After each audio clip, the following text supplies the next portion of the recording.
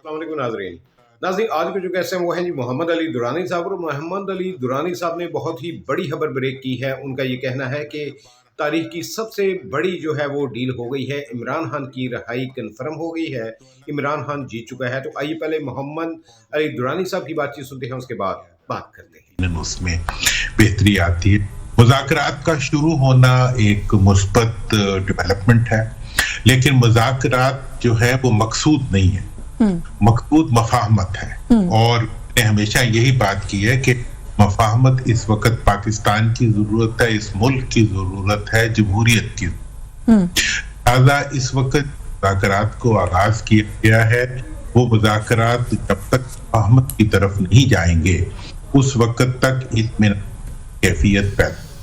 Number 1। Number 2, ये वक्त जो मुज़ाकरात शुरू हुए हैं उन्हें शुरू में डाइल्यूट करने, हल्का करने की कि उसके अंदर उसको हुकूमत के अपोजिशन से मुज़ाकरात के बजाय उसको पीडीएम के एक पार्टी से मुज़ाकरात बनाने की शक्ल दे दी है। जब होना ये चाहिए था कि हुकूमत मिनिस्टर खुद जो थे वो इस इनिशिएटिव को लेते और एक एक्स प्राइम मिनिस्टर जो है उससे खुद बात करते। और इसके लिए अब ये जो मुज़ाकरात का अमल शुरू, ये तो एक तकाजा था। जो मुज़ाकरात का अभी अमल शुरू हुआ है इसके अंदर भी इसको सब्सटेंशिएट करने के लिए, इसको मजबूत करने के लिए इकदामात जरूरी।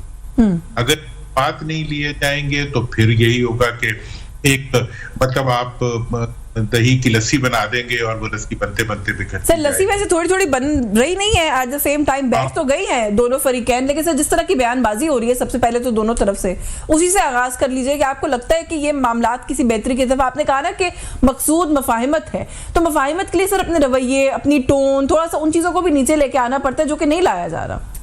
देखिए, टोन के बारे में मैं खैर आपको एक बात बता दूं कि टोन जो होती हैं पॉलिटिकल डायलॉग के दरमियान, टोन्स वैसी रहती हैं बाहर निकल के। अंदर की टोन्स और बाहर की टोन्स में डेफिनेटली फर्क होता है, लेकिन अंदर की जो कंस्ट्रक्शन है, अंदर का जो कंटेंट है, वो इस वक्त अथॉरिटी के लिहाज से कमजोर है हुकूमत की तरफ से।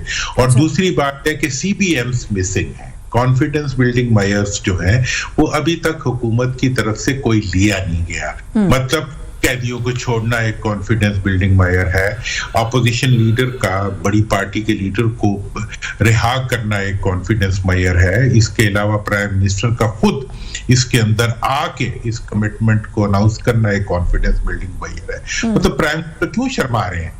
मतलब वो जिसे कहते हैं कि वो चोर की दाढ़ी में तिनका, मतलब वाई शायनेस की क्या बात है? क्यों आप फ्रंट पे नहीं आके इस इश्यू को ओन करते कि मैं अपने मुल्क के लिए जो है वो अपने मुल्क की मईशत के लिए, मुल्क के इस्तेहकाम के लिए, अवाम के लिए मैं आगे आ रहा हूँ।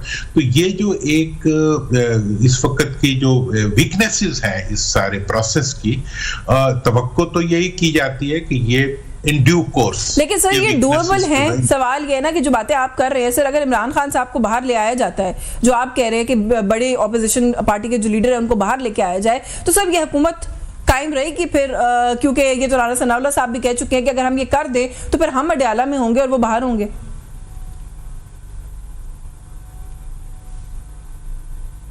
जी देखें, अडयाला में तो जिसको अडयाला में रखा है उसका तो बड़ा फायदा हो गया है। इमरान खान को आपको क्या हासिल किया है? उनका कद 6 फुट 1 इंच था, 18 फुट का हो गया है। मतलब अगर ये भी जाएंगे दे नॉट लूज एनीथिंग, मतलब दिल गेन। लेकिन क्या कोई भूत है कि आएगा और वो आके छड़ी घुमाएगा और ये अंदर हो जाएंगे, वो बाहर हो जाएंगे? भाई एक पार्टी है, एक लीडर है, उसके साथ भुट्टो साहब ने सारे भूत छोड़ के उनको सामने बैठा के उनसे बातचीत। मतलब ये तो वही मैंने पहले भी कहा, चोर की दाढ़ी में तिनके वाली बात है ना, कि आप डर रहे हैं।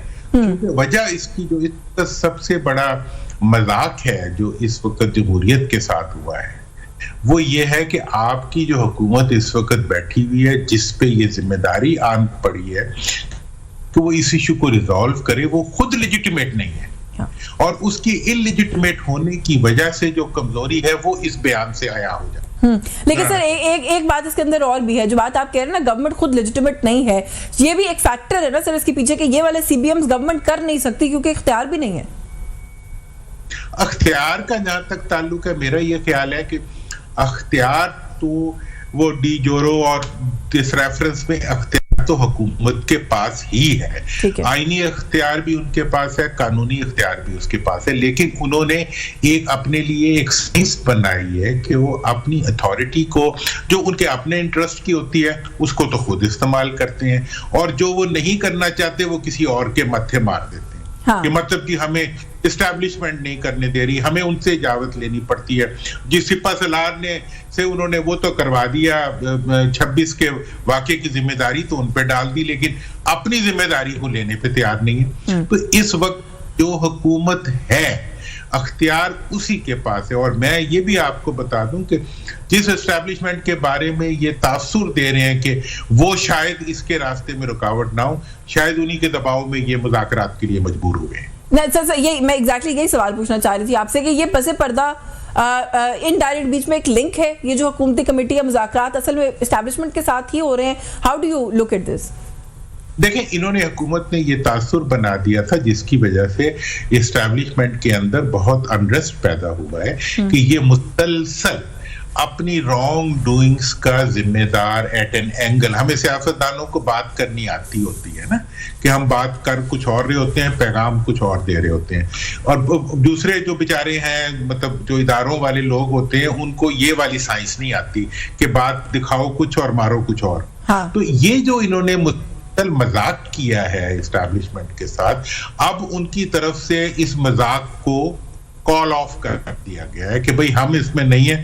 تو اب دوسری طرف ان پہ پریشر تو ہے, عوام کا بھی پریشر ہے, دنیا کا بھی پریشر ہے, خود اپنی جو مطلب پارٹی کے اندر سے پریشر ہے کہ آپ کچھ کریں, معیشت ہے, دہشت گردی کا پریشر ہے, پورے دنیا بھر سے جو دباؤ پڑ رہا ہے اس کے نتیجے میں یہ اب پیچھے ہٹنے پہ مجبور ہوئے ہیں. اور اب جو ہے یہ مذاکرات تک پہنچے ہیں. یہ پھر بھی میں آپ کو بتا دوں یہ 2-3 دفعہ آگے پیچھے ہوگی ساری چیزیں, کبھی آ گئے کبھی بھاگ گئے, یہ نہیں کرتے وہ نہیں کرتے, مذاق چڑھانے کی کوشش کریں گے, مذاق بنانے کی کوشش کریں گے, ٹھیک ہے جی.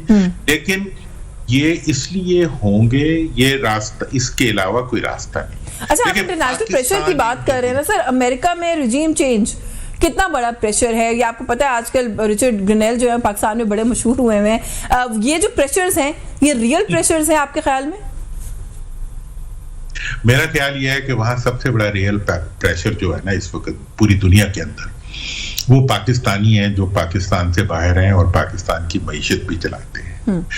وہ پاکستانی ہمیشہ سے پاکستان کی لابی رہے ہیں, لیکن وہ اس وقت اس حکومت کی لابی بننے کے لیے تیار نہیں ہے, اور وہ یہ سمجھتے ہیں کہ یہ حکومت جو ہے ان کے اپنے ملک کے شہریوں کی منتخب کرتا حکومت نہیں ہے, اور وہ ان کے کنڈکٹ سے بھی راضی نہیں ہے. اور دوسری بات یہ ہے کہ یہ میڈ ان پاکستان نہیں ہے موجودہ حکمران, ان کا سب کچھ ملک سے باہر ہے, ان کے مفادات ملک سے باہر ہیں, ان کی جائیدادیں ملک سے. یہ تو ناظرین آپ نے محمد علی درانی صاحب کی بات چیت سنی. تو جیسا کہ آپ کو معلوم ہے کہ حکومت اور پی ٹی آئی کے مذاکرات جو ہیں وہ اس وقت جاری ہیں, اور مذاکرات میں جو ہے وہ پی ٹی آئی کے کچھ لوگ شامل ہیں اور حکومتی کچھ عہدیداران شامل ہیں, اور ان کے درمیان مذاکرات جاری ہیں.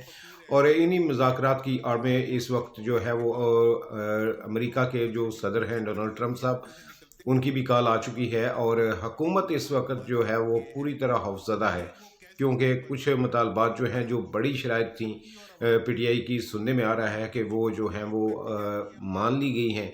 تو اس کے نتیجے میں جو ہے وہ عمران خان کی رہائی کو جو ہے وہ عملی جامہ پہنایا جانا باقی رہ گیا ہے.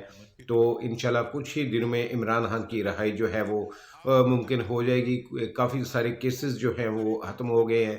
جو 190 ملین پاؤنڈ کا کیس تھا اس کو سزا سنائی جانی تھی, لیکن اسٹیبلشمنٹ کے کہنے پر وہ سزا روک دی گئی ہے. تو ظاہری سی وجہ یہی ہے کہ اس کے پیچھے ڈونلڈ ٹرمپ صاحب کا فون کال ہے.